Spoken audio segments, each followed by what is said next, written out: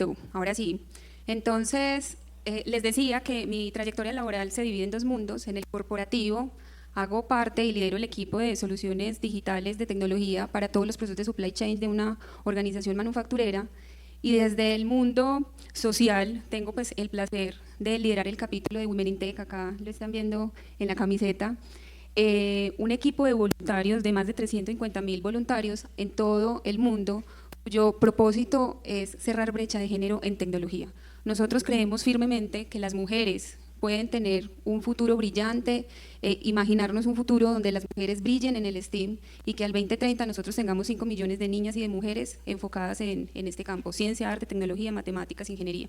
Entonces, bienvenidos a esta conversación de inteligencia artificial con propósito, y cuando hablo de esto, hablo entonces no solamente desde el laboratorio y desde la oficina, ¿cierto?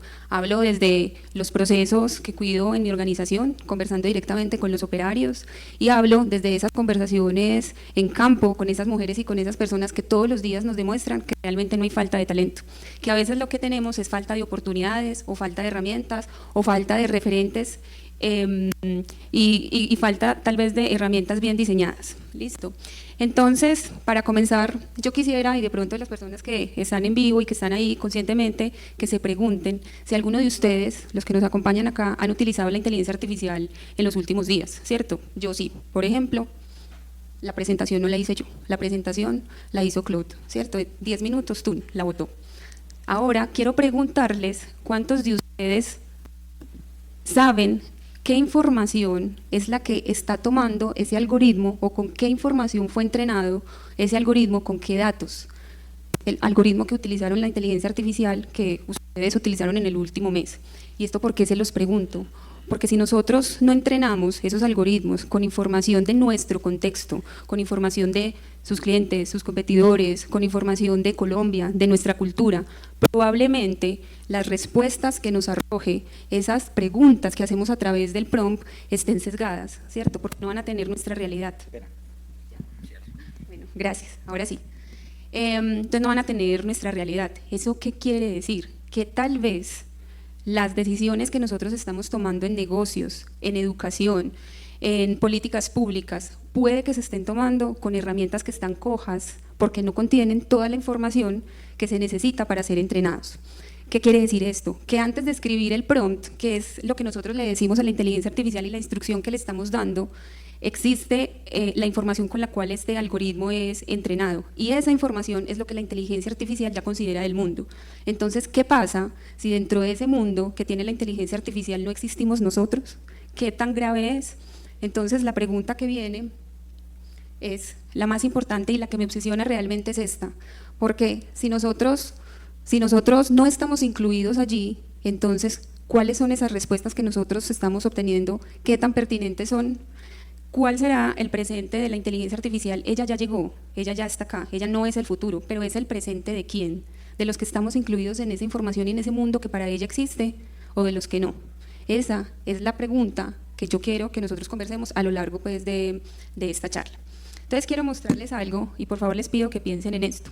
Cuando una empresa que usa inteligencia artificial o un algoritmo para realizar la contratación de personal, y esa inteligencia artificial o esa herramienta está entrenada con información de empleados exitosos de países como Europa o Estados Unidos, y viene y la utiliza acá en Colombia sin realizar ningún cuestionamiento, entonces los patrones de búsqueda y los patrones de la respuesta van a estar sesgados, no van a contener la realidad de Colombia. ¿Y qué va a pasar? Que el talento colombiano va a ser descartado, ¿cierto? ¿Por qué? Porque el modelo fue entrenado para botar respuestas bajo un contexto que no es el que nosotros tenemos, ¿cierto? Entonces quiero mostrarles 4 ejemplos que muestran esto, porque esto no es hipotético, esto pasa en Colombia, pero también pasa en el mundo. En una investigación del MIT de Massachusetts se demostró que existe un 35% más de margen de error en los algoritmos de inteligencia artificial que realizan identificación facial, y ese 35% más es cuando identifican a mujeres de piel oscura comparado con los hombres de piel clara. ¿Y saben por qué pasa esto?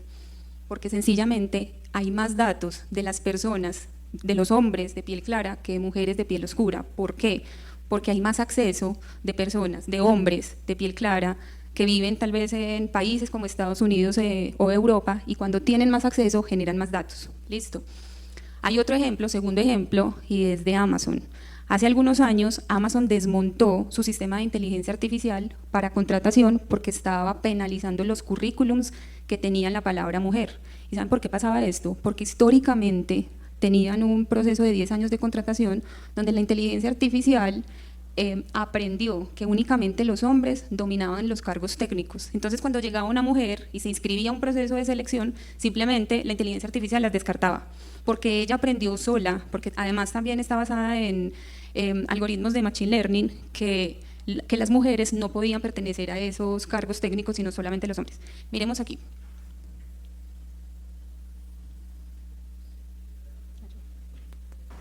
Amazon software engineers recently uncovered a big problem. Their new online recruiting tool did not like women. The glitch, sources told Reuters, stemmed from the fact that Amazon's computer models were trained by observing patterns in resumes of job candidates over a 10-year period, largely from men, in effect teaching themselves that male candidates were preferable. Reuters correspondent Jeffrey Daston. The technology thought, oh, Amazon doesn't like any resume that has the word women's in it. Women's, captain of a women's chess club, captain of a women's soccer team, and all women's university, because the company has hired so many male engineers or software developers, data scientists, and so forth, that clearly unsuccessful candidates are the ones who also would have this word women's in it. Amazon never solely relied on these online recruiting tools and disbanded the unit that created it by the start of last year, sources said. It now uses a much watered-down version for administrative chores. The company declined to comment. Daston explaining that artificial intelligence is only as smart as the information it's fed. What people say in the industry is garbage in, garbage out. So if you give it bad data or that reflects some bias or whatever, the computer is just going to mimic that. A growing number of companies are automating recruitment, hoping this will make hiring faster and more uniform. Hilton and Unilever are among those using software made by HireVue, which lets applicants video record answers to employers' questions. Thank you so much. HireVue CEO says his firm analyzes candidates' speech and facial expressions in order to reduce reliance on resumes. Amazon, a source said, has a new team assembled to give online screening another try, this time with a focus on diversity.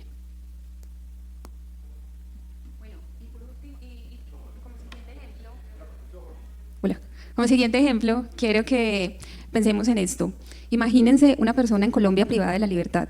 Una persona que ha pasado 10 años en un centro penitenciario, una persona que realizó programas de formación, que se rehabilitó, que aprendió un oficio y que cuando sale quiere un trabajo nuevo, quiere crear un futuro distinto. Pero ¿qué pasa? Esa persona no existe digitalmente y cuando no existe probablemente no tiene historial crediticio, probablemente no existe ninguna plataforma, probablemente no ha realizado ningún programa de formación formal fuera del centro. Entonces, cuando pasa eso y él no tiene una huella digital laboral, no existe para la inteligencia artificial. Entonces, ¿qué pasa cuando sale y quiere un trabajo nuevo? Las empresas que utilizan algoritmos de inteligencia artificial y que tienen la información con la cual fue entrenada esa información, con la cual fue entrenada ese algoritmo, y esa persona no está dentro del mundo que ya conoce la inteligencia artificial, simplemente no lo va a llamar. Y lo importante no es que lo llame, lo importante es que además le va a poner una bandera roja, porque la inteligencia artificial también tiene márgenes de riesgo y el perfil de esa persona encaja perfectamente con ese margen. Entonces, lo está calificando, pero no por lo que es, sino por lo que fue hace 10 años, ¿cierto? Y como siguiente, entonces, esta es una estadística reciente del DANE que dice que el 68% de la población colombiana pertenece a la economía informal, es decir, millones de personas que no están registradas digitalmente, millones de personas que probablemente no tienen historial crediticio, millones de personas que seguramente no tienen un LinkedIn actualizado. Entonces, si todas estas personas no tienen una huella digital, tampoco existen para la inteligencia artificial. Entonces, ¿qué pasa si un banco que utiliza inteligencia artificial para aprobar créditos no tiene a estas personas en su base de datos? No les va a dar créditos, ¿cierto? ¿Qué pasa si una plataforma educativa que utiliza la inteligencia artificial para personalizar rutas de formación no tiene a estas personas en sus datos con los que entrenó la inteligencia artificial? Lo que va a pasar es que le va a dar rutas genéricas, poco personalizadas, que realmente no van a hablar con su contexto y con las necesidades que tiene en ese momento. ¿Qué pasa si una empresa que utiliza inteligencia artificial para contratar personas no tiene a estas personas en sus bases de datos? Simplemente no las van a llamar. ¿Listo? Entonces la pregunta que sigue es, ¿Por qué pasa esto? Y es que en un mundo donde la inteligencia artificial no te ve, simplemente es un mundo donde tú sigues siendo invisible. ¿Listo? Ahora, ya vimos el costo, ya vimos varios ejemplos, pero ¿por qué sigue pasando esto?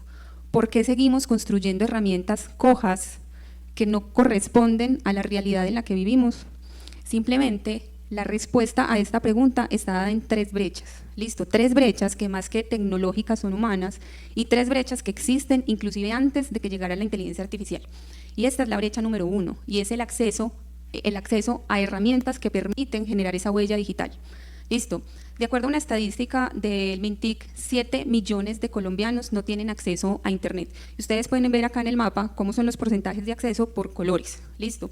Y para que una inteligencia artificial aprenda de una realidad, esa realidad tiene que estar digitalizada. Hoy en día, en Colombia, muchas personas, territorios y comunidades no existen digitalmente. Y eso quiere decir que entonces la inteligencia artificial no los toma en sus bases de datos. Segunda brecha, brecha de representación, porque no solamente el acceso es importante, también es importante quiénes son las personas que nos representan en los datos que sí existen, ¿cierto? Hoy en día, los datasets que se utilizan para muchos de los algoritmos, para entrenar muchos algoritmos de inteligencia artificial, están sobre representados por hombres, ¿listo? De piel blanca, que viven en los países del norte globalizados, que viven bajo contextos urbanos y rurales. Y esto no es un complot, esto no es conspiración, simplemente es el resultado natural de décadas de desigualdad digital. Nuevamente, las personas que tienen más acceso a Internet, que tienen más acceso a herramientas digitales, son las personas que más información generan.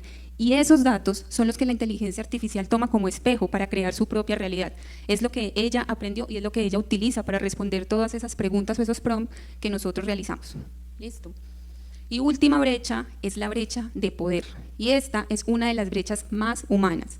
Ustedes saben quiénes son las personas que en este momento están tomando las decisiones de cómo utilizar la inteligencia artificial, de qué problemas se tienen que responder, cómo, cuándo, dónde y por qué. Esos grupos de personas en este momento son más homogéneos. Sin embargo, de acuerdo al Foro Económico Mundial, únicamente el 22% de los profesionales en inteligencia artificial son mujeres. Y cuando hablamos de diversidad étnica, socioeconómica y territorial, ese porcentaje es mucho menor. Y esto es súper importante. Esto es totalmente importante porque cuando los grupos que construyen, que compran o que diseñan una inteligencia artificial son más homogéneos, los problemas que soluciona esa inteligencia artificial tienden a ser los problemas del equipo. Y esto no pasa por maldad, sino esto pasa por punto ciego. Es como si nosotros le dijéramos a una persona que nunca ha aguantado hambre, ni una sola vez en su vida, que crea una política de salud alimentaria. Esta persona probablemente va a tener las mejores intenciones, pero también va a dejar por fuera varias preguntas porque es que ese nunca ha sido su contexto, esa nunca ha sido su necesidad. Entonces la brecha de poder también es muy importante. Bueno, acá tenemos 3 brechas, ¿cierto? Muy humanas, casi no tecnológicas, pero ahora la pregunta es ¿y cuál es la solución? Entonces quiero contarles una experiencia propia, ¿cierto? Como ya saben, yo represento acá a Women in Tech, que es la comunidad de voluntarios, y desde allí entonces nosotros queremos transformar estas brechas y empezar a cerrarlas. Y no porque sea una labor solamente bonita, sino porque vemos de primera mano lo que pasa cuando una mujer tiene acceso a la tecnología. ¿Listo? Ahora, este problema tiene solución, claro que tiene solución, y es lo que llamamos inteligencia artificial con propósito. ¿Listo? Y esto no es un concepto abstracto o académico, simplemente es una decisión. Yo quiero contarles acá qué no es inteligencia artificial con propósito para luego decirles un poco más estructuradamente qué sí es. Entonces, la IA con propósito no es solamente IA ética, aunque la ética por supuesto hace parte de. La IA con propósito no es solamente responsabilidad, aunque la responsabilidad por supuesto es uno de los principios fundamentales para la inteligencia artificial con propósito. Y la IA con propósito no se utiliza solamente para hacer buenas obras mientras el negocio sigue intacto. La inteligencia artificial con propósito es algo más estructural y es lo que ven acá. Es la decisión consciente y activa de usar una herramienta basada en algoritmos de IA como palanca de equidad. Ojo pues, para amplificar el talento que el sistema ha ignorado. Y no estoy hablando solo de mujeres, estoy hablando en general de personas, para llevar oportunidades donde el mercado no llega y tomar mejores decisiones humanas, no para reemplazarlas. Entonces, más allá del concepto y para decirles algo concreto, la inteligencia artificial con propósito la he enmarcado en un marco muy sencillo, que he llamado el marco de las 3 P. ¿Listo? Entonces ustedes que están acá, que tal vez, y allá en vivo, que tal vez están en organizaciones, en colegios, universidades, pregúntense a través de esto si están utilizando, diseñando, creando y comprando inteligencia artificial con propósito. Entonces, ¿cuál es la primer P? Se llama personas primero, no herramientas. Y esto, aunque suene obvio, muchas veces no lo es. ¿Por qué? Porque nosotros normalmente compramos herramientas las más avanzadas, las más económicas, las que vimos de pronto en otros contextos que funcionaban súper bien o las que utilizan las empresas con más renombre, sin importar si para nosotros nos sirven. Lo que les estamos proponiendo acá es al contrario. Primero piense en las personas, piense primero en su contexto. ¿Cuál es el problema que quiere solucionar? ¿Cuál es esa realidad que quiere transformar? ¿Cuáles son esos datos que necesita? ¿Cómo necesita entrenar la inteligencia artificial? Y después, cuando tenga todo eso, cuando tenga ese estado del arte bien levantado, vaya y traiga la inteligencia artificial que está respondiendo a esa necesidad. Es al contrario. Y normalmente en las organizaciones, en nuestra vida diaria, lo hacemos al contrario. Segunda P, potenciar, no reemplazar. Y yo creo que aquí ustedes han escuchado varias veces ese miedo legítimo de que viene la inteligencia artificial a reemplazar mis cargos para quienes trabajamos, a desplazar personas porque ya estamos obsoletas. Y la respuesta más honesta es que depende, ¿cierto? Sí, efectivamente hay cargos que tal vez con el tiempo tiendan a cerrarse, pero también hay otros que tienden a abrirse, ¿cierto? Antes no existían los ingenieros de Machine Learning, los ingenieros de datos y hoy sí, ¿cierto? Pero también existen cargos demasiado operativos donde hay poco análisis que la inteligencia artificial puede potenciar. Entonces, si yo en una empresa vengo y utilizo mi inteligencia artificial para reemplazar a un humano porque el algoritmo tal vez lo hace más rápido y más económico, se puede hacer. Pero también puedo utilizarla para potenciar los cargos que en este momento tienen alta complejidad. ¿Qué pasa si un médico que trabaja en una zona rural utiliza la inteligencia artificial para mejorar sus diagnósticos, para realizar diagnósticos preventivos, para realizar tal vez una proyección de un posible diagnóstico a partir de enfermedades o de exámenes que hoy en día tiene? ¿Qué pasa si utiliza la inteligencia artificial para mejorar esas órdenes médicas que se está formulando? El médico sigue siendo médico, pero lo que hace la inteligencia artificial es como darle superpoderes. ¿Listo? Y por último es la P de permanencia. Entonces, muchachos, chicos que están allá empezando tal vez con todo esto de la inteligencia artificial. La inteligencia artificial no puede llegar a un territorio o una comunidad, irse, solucionar un problema y luego irse. No, tiene que generar capacidades y competencias locales, tiene que generar transferencia de conocimiento y que sea esa misma comunidad la que decida evolucionarla, porque esa misma comunidad es la que contiene el contexto, la que tiene y conoce cómo debe desarrollarse, cómo debe solucionar, cuáles son las decisiones que debe tomar. No es lo mismo que yo compre una inteligencia artificial como comunidad, que use una inteligencia artificial que me encontré, a que yo desarrolle una de acuerdo al contexto mío. Listo, entonces tenemos ya las 3P y aquí les regalo estas 3 preguntas para que ustedes se hagan cuando compren, usen, diseñen, construyan una inteligencia artificial y miren si están alineados a lo que es la inteligencia artificial con propósito. Primero, ¿estamos empezando por las personas o estamos empezando por las herramientas? Segundo, ¿eso potencia a las personas o más bien las reemplaza? Y tercero, ¿construimos capacidad local o creamos dependencia? Si las 3 están apuntando bien, vamos bien. Y si no, reevalúe lo que está realizando. Ahora, ¿cómo se ven esas 3 P's en la realidad? Y vamos a verlo con 4 historias. Primero, la mía, la de mi comunidad. ¿Listo? Y aquí, aunque ustedes están viendo algunas cifras, también tenemos ejemplos concretos de cómo la inteligencia artificial potencia el talento.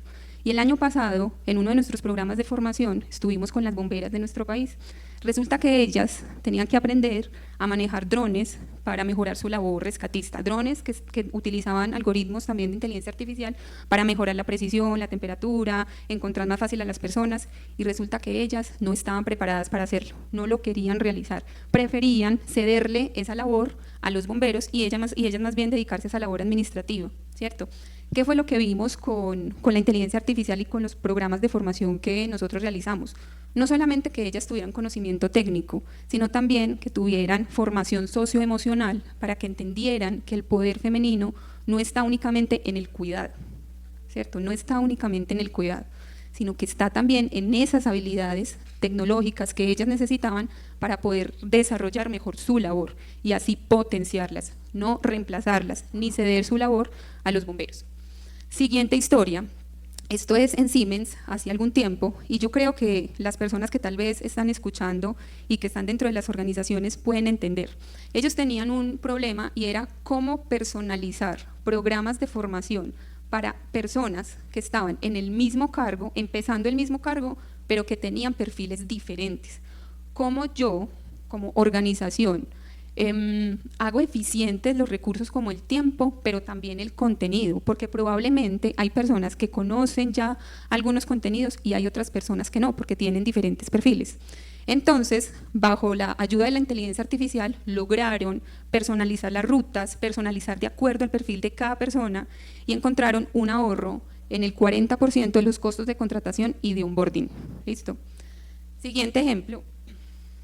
Ustedes recuerdan que ahorita yo les decía que cuando una persona privada de la libertad salía, tal vez encontraba que no existía en la inteligencia artificial y que más bien era calificado por lo que fue y no por lo que es.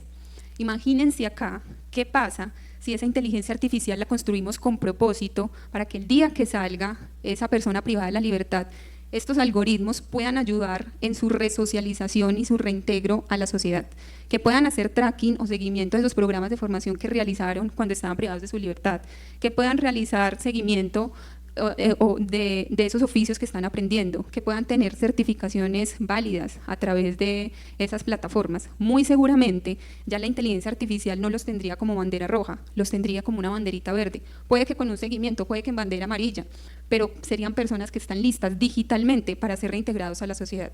Y como último ejemplo está África, en Ghana. Allí, no sé si ustedes han escuchado alguna vez la empresa Farmerline. Farmerline es una empresa que apoya emprendimientos de agricultura locales y ha desarrollado una inteligencia artificial adaptada a los móviles, adaptada al idioma, que le ayuda a los agricultores con predicciones de clima para que ellos puedan saber cuándo sembrar y cuándo no, que les alerta sobre plagas, que además por ahí les reciben los pagos, pero también los conectan con los compradores locales y se ahorran todo este tema de intermediación. Eso hace Farmerline. En ese momento ya la compañía está en más de 50 países y está conectada con aproximadamente 2 millones de agricultores. Con esta aplicación, con esta inteligencia artificial con propósito, cada uno de los agricultores logra una ganancia, un valor de más del 56% en cada una de las temporadas. Listo, a un costo mínimo, tal vez $2 o $3 cada 6 meses por utilizar la solución. Entonces, ustedes acabamos de ver 4 historias en 4 momentos diferentes, en 4 países diferentes, pero que tienen algo en común, y no es la tecnología.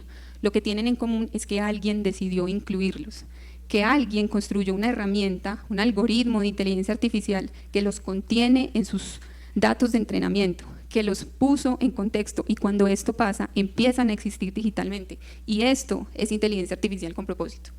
Bueno, un regalo para que se lleven hoy. Les había dado 3 preguntas ahora para que ustedes identificaran si en sus organizaciones, en su día a día, en su vida, están aplicando inteligencia artificial con propósito. Quiero que se lleven ahora estas 5. ¿Listo? Ya después de ver el marco de las 3P. Entonces, primero, estamos empezando por el problema humano o por la herramienta, ¿cierto? Y aquí hablamos entonces de primero personas. ¿A quién estamos excluyendo sin saberlo? Y esta pregunta no es fácil siempre de responder, porque es que si lo supiéramos no estarían excluidos, ¿cierto? Este es el punto, preguntémonos más allá de lo evidente, ¿a quién estamos excluyendo? ¿Esto potencia a las personas o las reemplaza? ¿En qué momento tengo que reemplazar y en qué momento tengo que potenciar? ¿Estamos formando capacidad local o creando dependencia? Y por último, ¿podemos medir el impacto humano, no solo el técnico? Llévense estas preguntas que les ayuden a responder si esas herramientas que están diseñando en sus organizaciones, que están usando en su día a día, están siendo con propósito. Bueno, y para cerrar, quiero dejarles acá unas cifras que voy aquí a leer. Ustedes sabían que América Latina representa el 6.6% del PIB global y el 8.8% de la población mundial. ¿Saben cuánto recibe de la inversión global en inteligencia artificial los países de la región de América Latina? Esto es solamente el 1.2%. Y eso no es un dato menor, eso es extremadamente poco.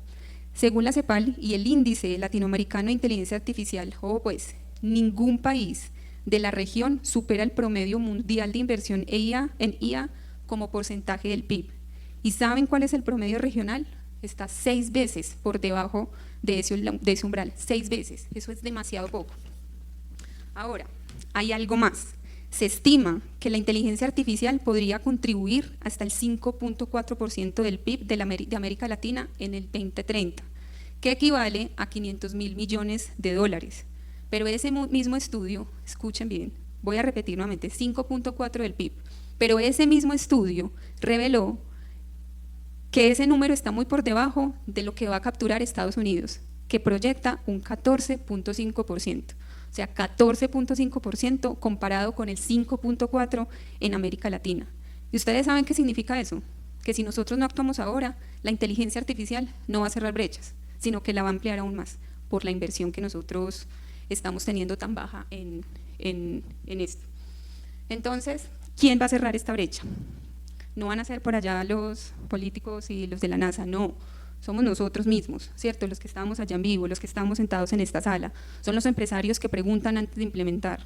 Son los funcionarios que exigen datos colombianos, hablando en este contexto. Son los emprendedores que vean oportunidad donde otros ven riesgo. Para los chicos de atrás, académicos que formen para cuestionar, no solamente para usar. Esto es muy importante. Y para irme les dejo esta frase, porque la inteligencia artificial más poderosa no es la que está en ningún servidor, ¿cierto? Está en la decisión de para quién la construimos y con qué datos la construimos. Muchas gracias.